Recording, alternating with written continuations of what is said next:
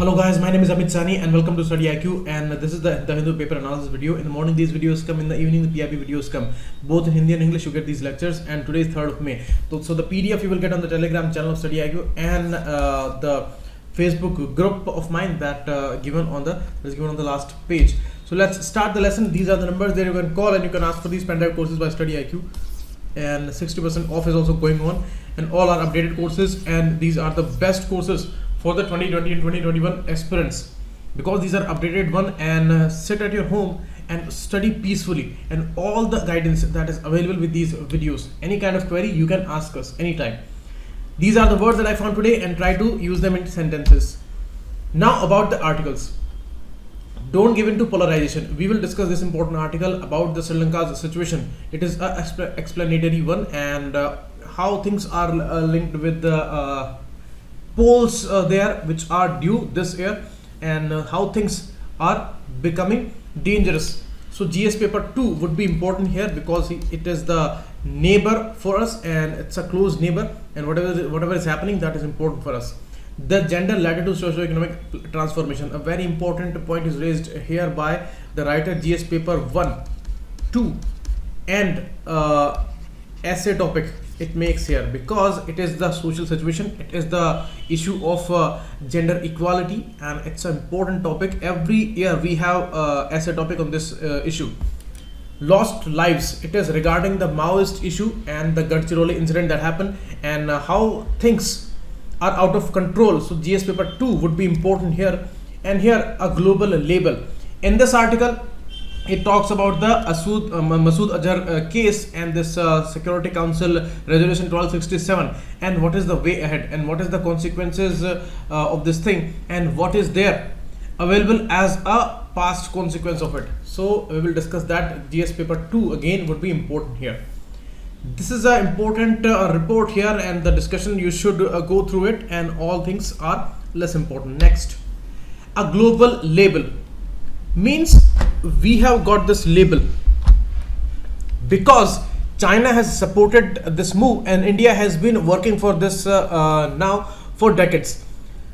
Around for the last 10 to 15 years we have been pushing for it a lot we are pushing, and all the governments, they have pushed for this thing, but this is possible now. And Beijing's veto of the listening 3 times between 2009 to 17, that is ended now, and it's a kind of a rare situation where China is pushing it. But you see, some conditions are talked about here. Pakistan openly alleged this thing, that Pulwama reference is dropped from this proposal, and that's why China has signed it.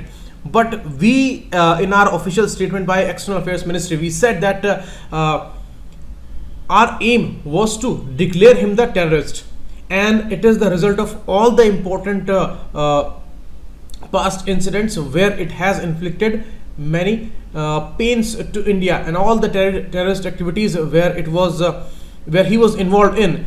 All these things are taken the consideration here, and because of that, as a collective result of it, he has been declared the international terrorist. So in a way, you see, the writer says that there is much disappointment, however, over the final listing released by the Security Council, with no mention of Masood Azhar's role in any of the attacks against India or directing the insurgency in Jammu and Kashmir. Means openly in the document the Pulwama is not mentioned.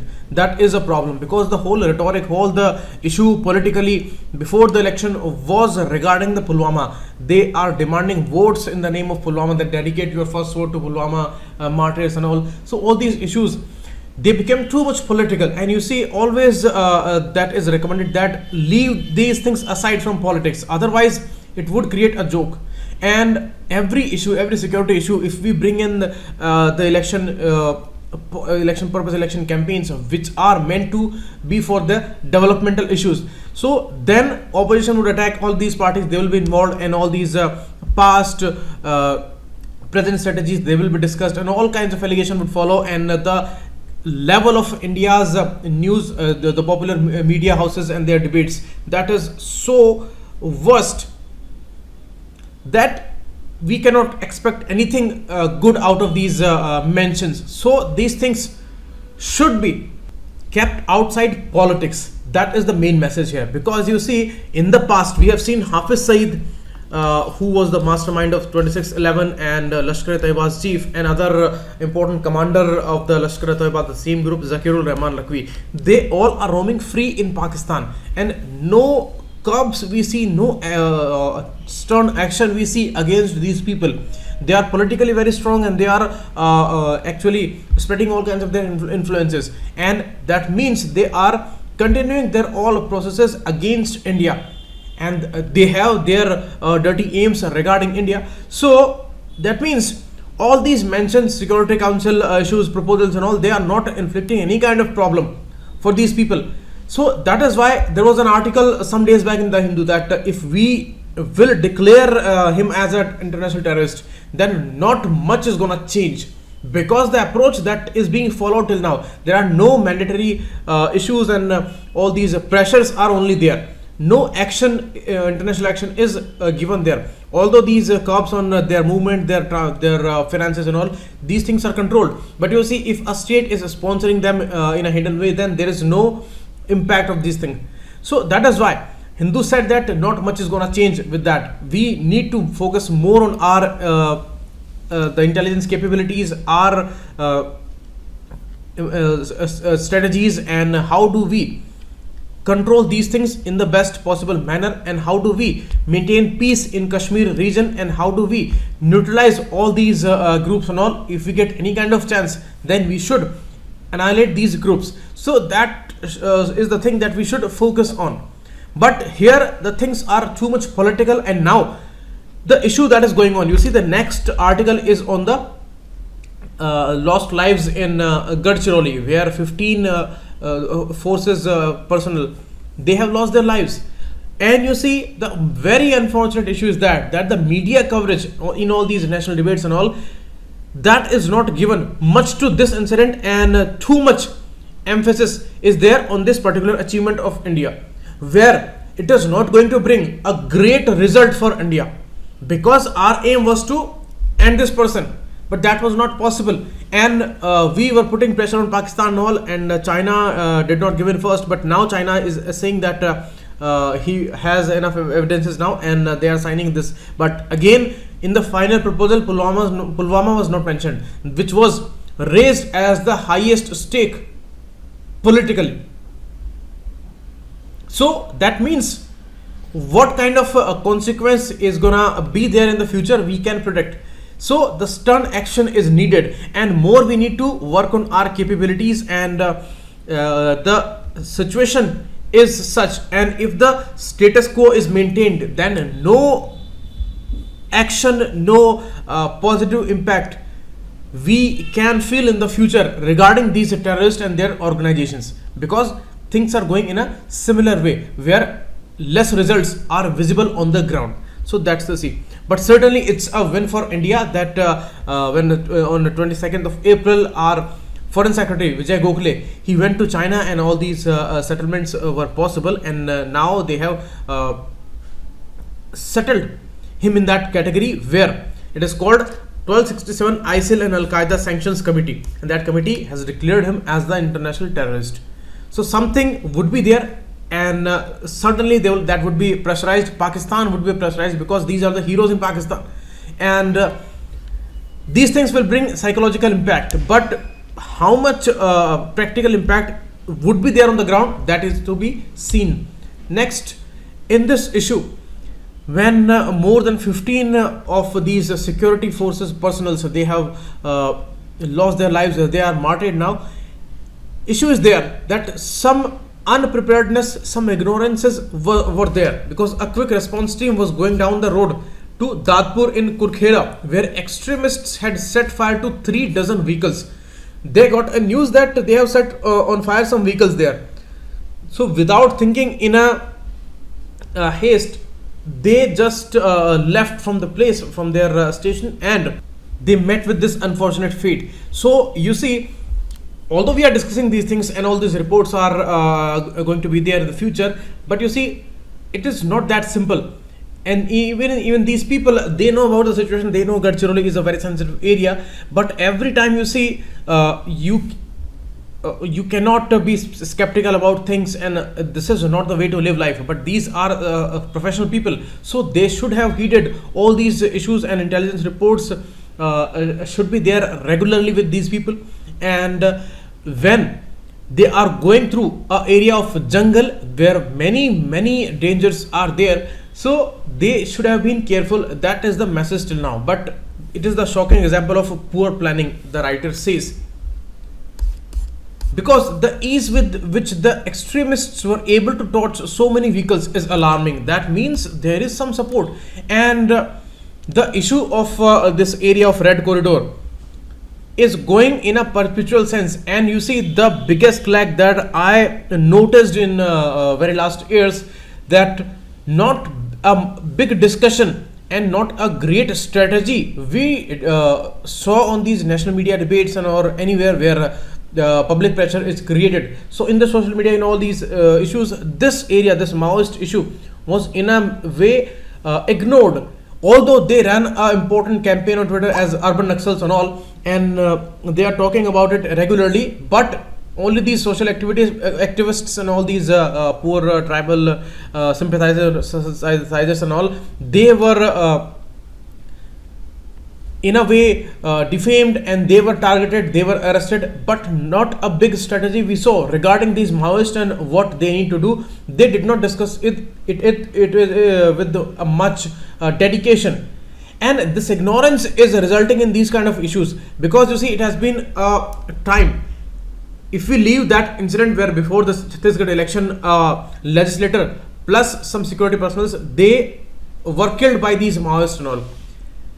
Big incidents, they did not happen in recent years, but now it's a very huge issue. And Maharashtra Foundation Day was there, and this is the eastern part of the Maharashtra, a jungle area, and all these reports which are coming, these are unfortunate. That any time, whenever there is any kind of ignorance, there is any kind of apathy, there is some kind of losing or the relaxation of some kind of activeness, there these people become active, and these kind of attacks we are observing, and these things are really problematic for our forces. And you see, this impact is really dangerous for this country. You see, the people who are going to be new recruits,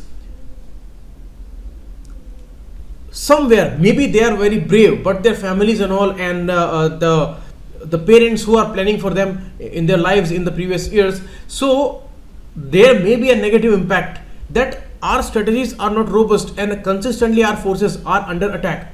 So this spreads a negative message also psychologically. That is also an angle here, because that's the truth. Because if they are losing lives consistently, then it becomes a problem for the future aspirants, and India cannot afford to take challenges of internal security light. And you see, the main issue is that even after these martyrdoms, no great solution is available. In Kashmir, we lost many lives, but the problem is so complex that there is no solution visible till now. And that is why they say that political solutions are the possible solutions, military solutions are not possible, because all are holding their own grounds. So that is the issue, and India cannot afford to take the challenges of internal security light. This internal security has become a biggest issue in India at present, and the elections are going on. That is also a main issue. Elections are going on, and this is happening during this time. A lot of you see distractions. We saw the Masood Azhar case, we saw this incident, we saw many other things in the past, and this is all happening during the election time. So the election time should be a peaceful time in a country, so that people can think about these things and people are not distracted and all.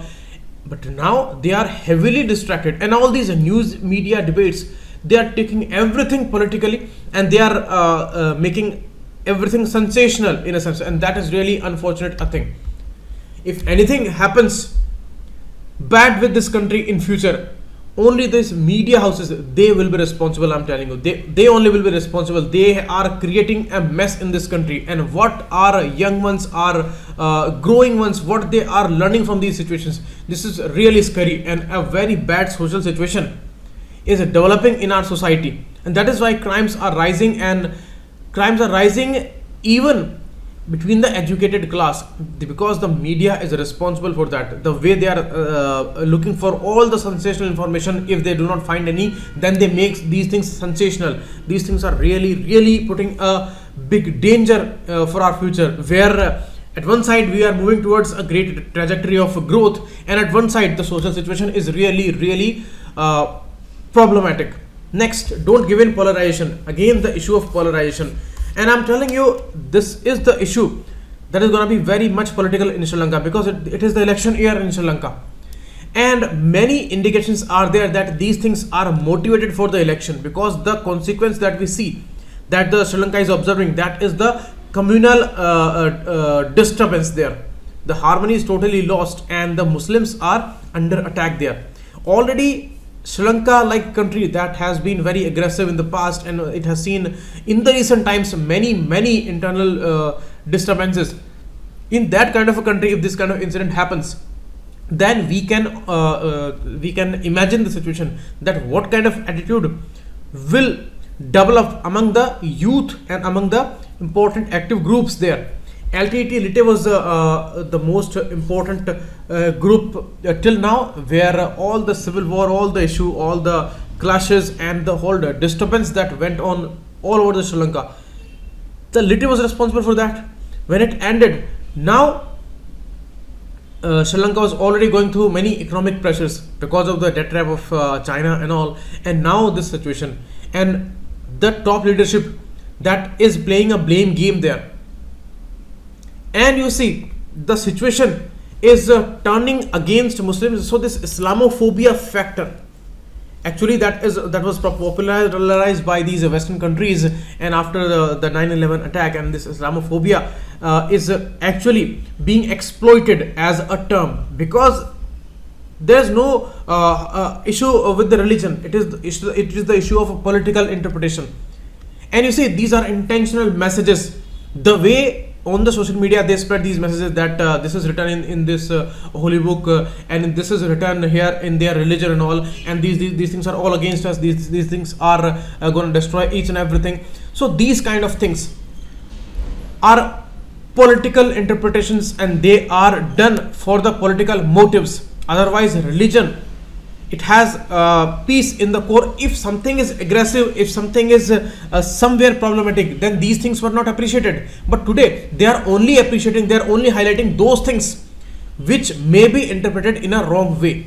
So that is the problem with the societies today. People are more self-centered. They are all the time spending their time on the mobiles, and they are never free, and they do not talk to each other. Even they are sitting by the side of each other, they do not talk because mobile is there. So this is also a problem creator. This is the real reason that communal harmony is under a lot of threat. All the diversities are there. We see people from all religions all around us, but we are not caring about anybody because we are self-indulged as a person, as a society, and this is creating a menace there. And these negative social elements, they are taking advantage of this thing, because nobody helps today. If person is dying, then people will not help, and if somebody is creating trouble, then certainly there would be clashes. So people are ready for the clashes, and this aggressive youth which is finding jobs and all these in trouble. So the political ramifications, they become very easy, and all these parties, they will take advantage of the situation, and all they will talk. These will be terrorism issues, security issues, and everything. They will sideline each and everything else. All employment, developmental, communal issues, social issues, everything they will keep aside, and they will only talk about these rhetorics and these political ramification of these incidents, and this fear, mayhem, and whatever is being spread in the society. They will only talk about that. We can see this campaign in India also.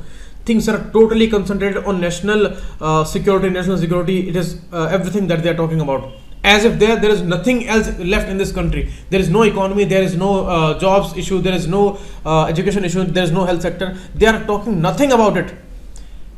So these things are really a trouble, and these are neighborhood countries and all. Some influences also there, some things are also exchanged.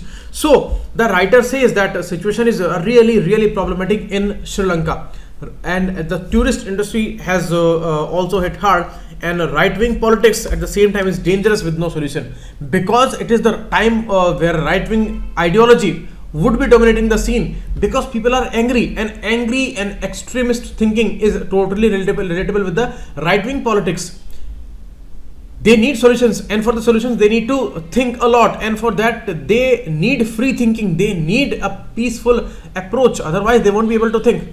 All these agencies and all where some intelligence failures where their top leadership is playing a blame game there, that means it's totally connected that why this time this kind of issue happened in Sri Lanka. So many people, they lost their lives. Certainly it is about to provoke a situation there. So this is happening in Sri Lanka, and it's a message there that we need to learn from every incident of this kind, because Sri Lanka has been through many disturbances, and now the communal harmony is posing a great threat there. If we read something about Sri Lanka, all these data you should read. I have given some important points regarding Sri Lanka. Mitra Shakti is the joint military exercise between India and Sri Lanka. Slynex is the joint naval exercise between both the navies, and India's role in their civil war and the history of civil war is given here. India is the second largest trading partner in SAARC, and India and Sri Lanka signed free trade agreement in 1998. So that is also very important. It's a neighborhood country, but now grappling with many economic issues, and the pro-China stand it adopted some years back, that created a lot of trouble, and they are feeling the wrath of it now. So India's issue becomes very important. India's concern become very important. We have a cultural past issues, the Buddhism issue. You see, Theravada Buddhism is followed in Sri Lanka, and Deepa Vansha says about the history of this island nation, and the Mahinda, the son of Samrat Ashok, he went there in Sri Lanka. Anuradhapura kingdom was there, and the Buddhism was started at that place. Until since that time, the Buddhist group is dominating the demographic scene of Sri Lanka. So that's the case. Next, the gender ladder to socio-economic transformation. Here the writer says, more than a more jobs approach, addressing structural issues which keep women away from the workforce is a must. And you see, when we talk about the structural issues, the social fabric, the social issue, the patriarchal society, the issues of acceptance, the issues of putting restrictions, all are basic to it. You see, the participation in the labor force, that is declining from 31% in 11 to 23% in 17-18. That means it's a regressive trend. Why this is happening? Because less women or less girls are working in the fields now, in the farms, and that's the reason that this participation as agricultural labor and all that is declining, because the per capita income is rising. So it's a positive thing for India, but this development is not positive for us, because the less participation is there. And why this is there? Because it is showing us a kind of a failure for this country. What kind of failure?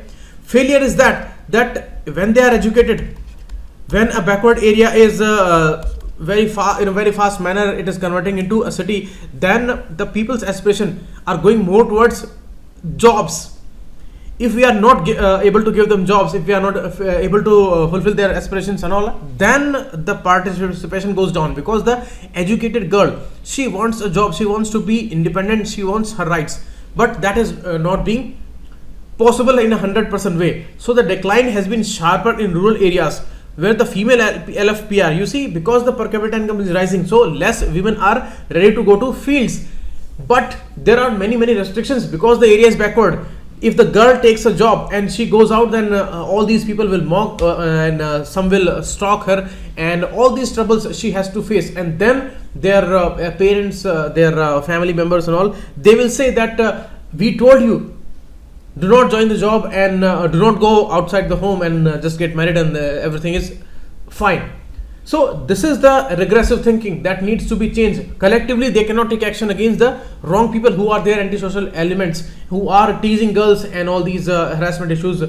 We are observing a lot. All these rapists and all these the patriarchal minded people, the males.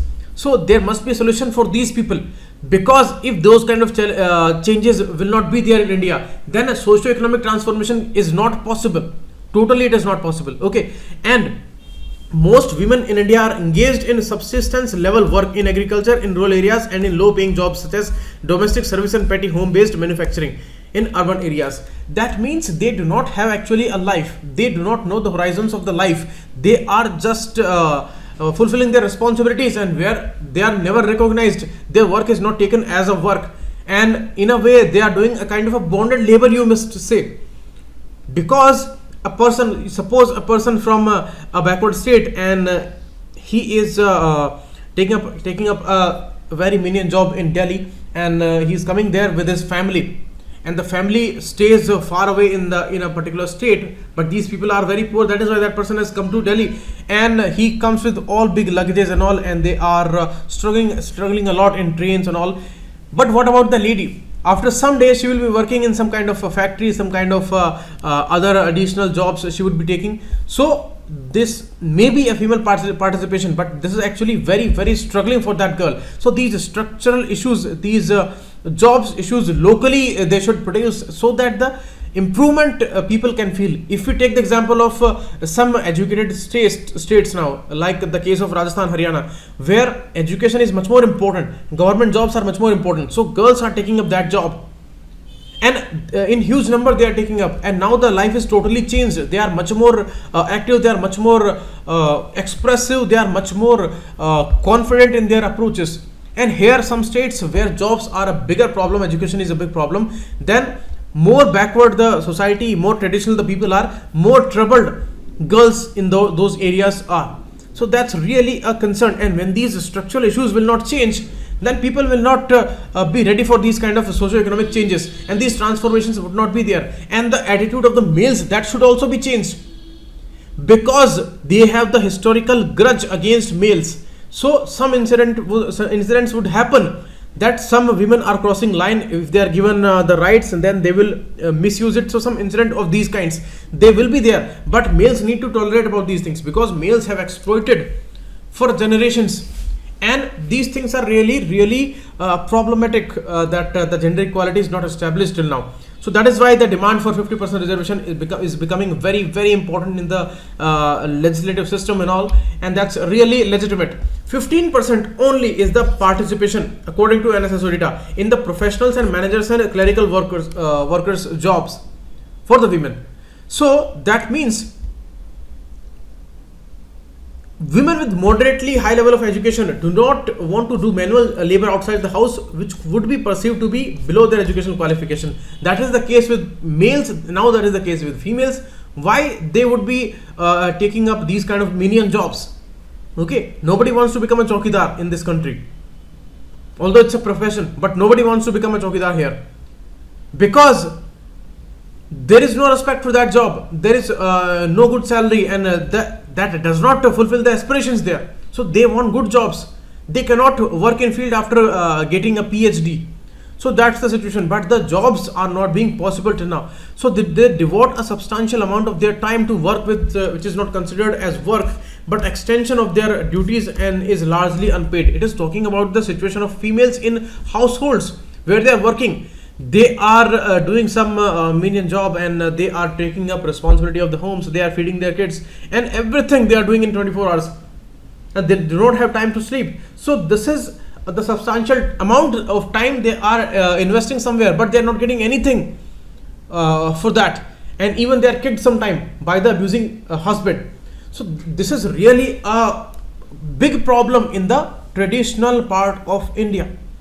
And here, suppose a condition where a law is there in India, and that would declare that any kind of work, whether it's a homework, whether it's taking care of their kids, feeding their kids, whether it's taking care of their homes. So if these things are made mandatorily paid a job, so this society would understand, and they all would come to the equality level. Because today these things are ignored, and they are legitimate in a sense in the traditional part of India, and they do not heed to this situation, that this is not going towards the equality. It is totally a torturing life. So these kind of things, these kind of structural changes, when in a phase where these things are not considered as wrongs, till that time things will not change, and equality would be established after making all these changes. So these are problems and the solution lies in their resolution, and that should be there. Things are changing. This world is living in 21st century. We are making plans for Mars, and here women, they are toiling and they are ruining their life without any opportunities, working in their homes tirelessly. And you see, it is not a simple work, it is a torturing life in villages, in small towns and all. Maybe the situation is way better in metro cities and all, but in the villages and all, things are not changing. People are living as a same life as they were living 50 years back. All these generations, they are not making any kind of positive change. So these are great troubles. Okay, now there is a parameter also. A government which is serious about ensuring women's economic empowerment, then equal access to livelihood must address the numerous challenges that exist along this highly gendered continuum of unpaid, underpaid and paid work. Okay, so that is why if any government would be serious, then they would make laws regarding that. They would make these things, and they would make reservation in the legislative bodies and all, so that women can take up these jobs. Because every time they are requesting to these male representatives that take up these issues, because very less women are there in the parliament. If they would be there, then they would automatically take up these issues. So the discrimination and ensuring equal and decent wages, women's security, these issues, if these are not tackled, then we cannot expect solutions. I tell you, the issue of security, as I told you, if any girl, after making so many efforts, after being brilliant in the studies, if she takes up the job and because she's living in a backward area and she's going somewhere for the job, and if somebody starts stalking her and she is totally troubled, her life is miserable because of those anti-social elements who can never expect a girl working like this. So her parents would say that don't go outside, we told you, don't do the job. Here you see the result, you are the responsible person for that. So this is a regressive thinking. These things should be changed. That person needs a resolution. That girl should be appreciated because she is breaking these shackles and she is performing very well. And you see, in the CBSE we saw the result again and again. After every year, all these girls, they are on the top. Out of top 20 students, more than 15 are girls. But the unfortunate thing is that these are only coming from the city areas. Very less girls are there from the village areas. They need a lot of support. These structural changes we need there. And all these social security schemes and even the professional entrepreneurship, MSME sector, farmer sector, they need a real boost. You see, in the starting of this year, there was an important summit in Chandigarh regarding the organic farming, and the female entrepreneurs in the farming sector, they were invited. These kind of steps are needed because they were supported there, because it's established fact by the international bodies like FAO and CGIAR that women participation and the contribution of females in the agriculture system and or any other small job sector, then the impact is multifold there, and it's really positive because whatever we invest, 4 times the outcome is, because they are very sincere for their job and they understand these things, and the output is really great for the females, because already you see their productivity is at best. They do not expect anything and they work tirelessly for 24 hours. So if these kind of females are given support, then they will bring change to the society. So they should be supported a lot. Okay, so these are the basics. When they will change, all kinds of positive developments we would see.